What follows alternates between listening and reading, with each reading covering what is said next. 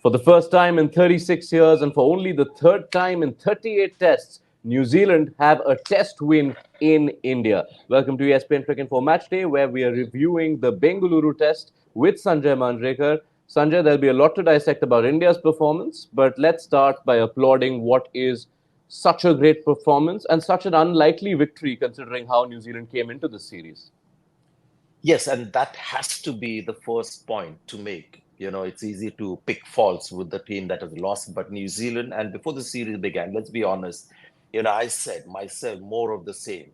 And we came to Bangalore and we had that pitch on day one, but New Zealand showed at least three times, and maybe the last innings as well, the way Rachin came in and played, that you have to admire with the perfect use of those conditions in the morning on day one, then the comeback with the second new ball, good innings from Rachin and Conway in the first innings, and how they finished up with Rachin, who now is looking like one of the best foreign batters that we've seen on Indian pitches. So well done to New Zealand.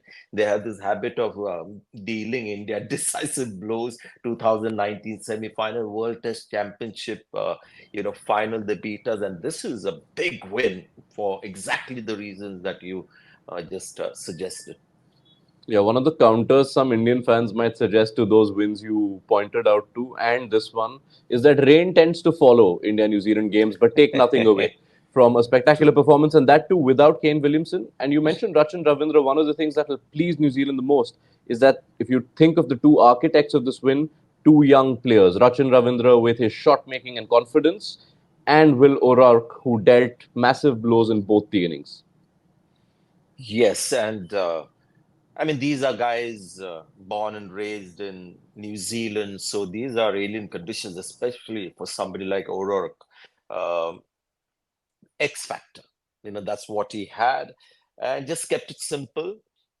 Thankfully for him, there was enough bounce in the page, but I just love the way he ran, and that is what New Zealand needed.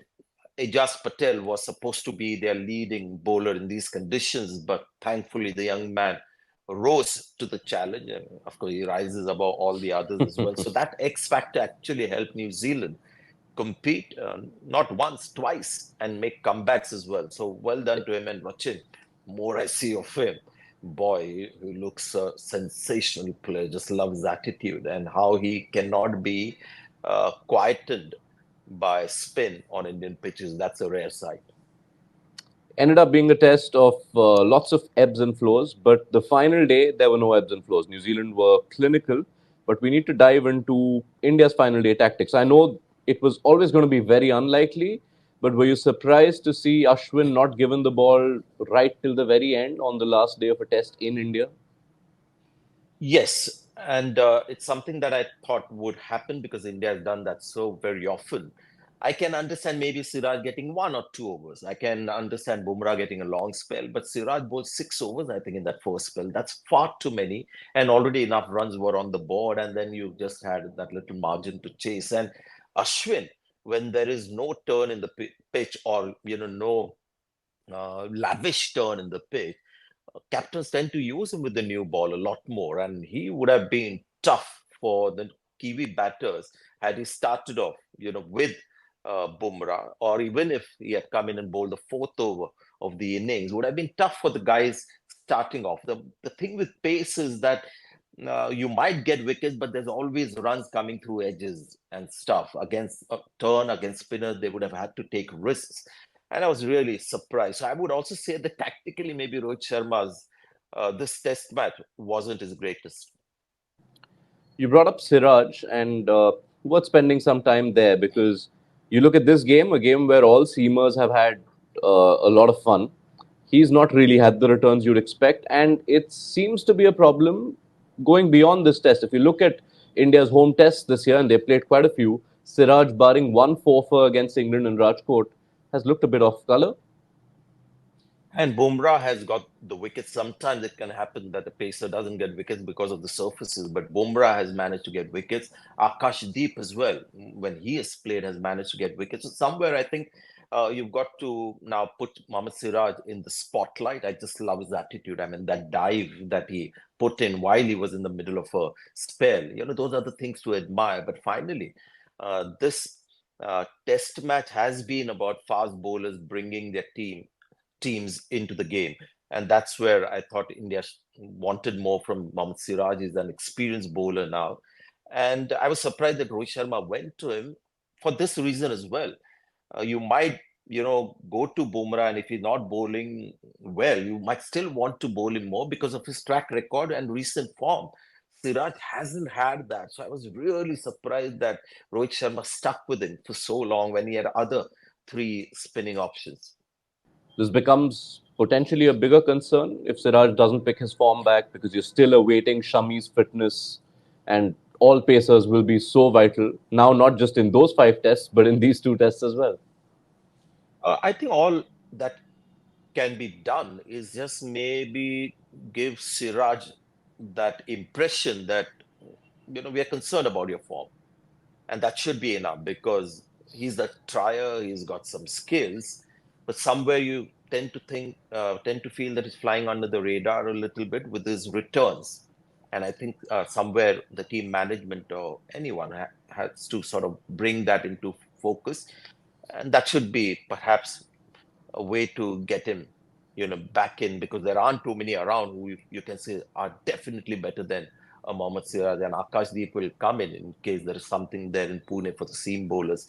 But Siraj must be shown his numbers of late. Tough calls to make then ahead of Pune, both in terms of choice of players in 1 or 2 roles and also the choice of pitch.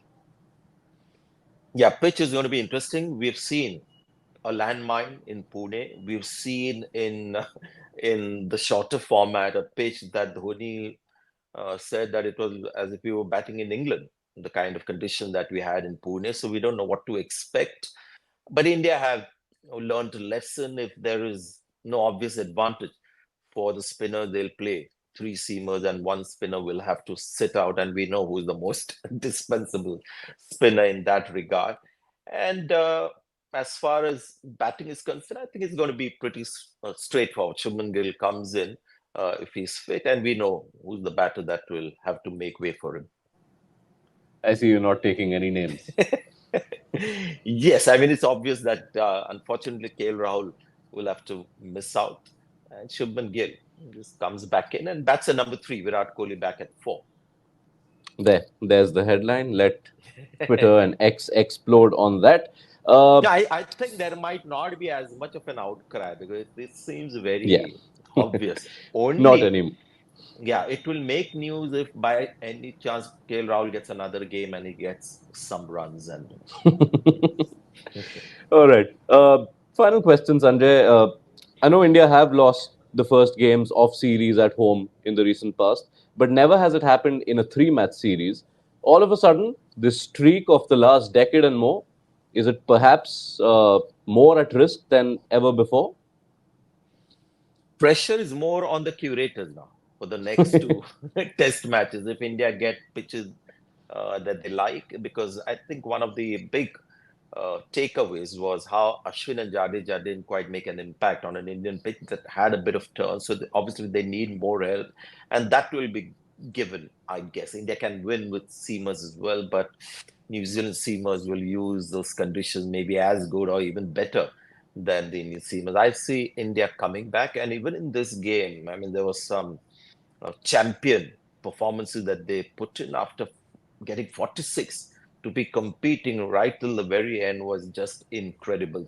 So it's a very dangerous team with match winners who have great self-belief, but the pitch, if it turns out to be a rank turner, will just make India's life that much easier. All right, over to you, curators then. Pune it is the next stop. Sanjay Manjrekar will be back with us to look ahead to that test. Thank you for your company through this game, Sanjay. Thank you.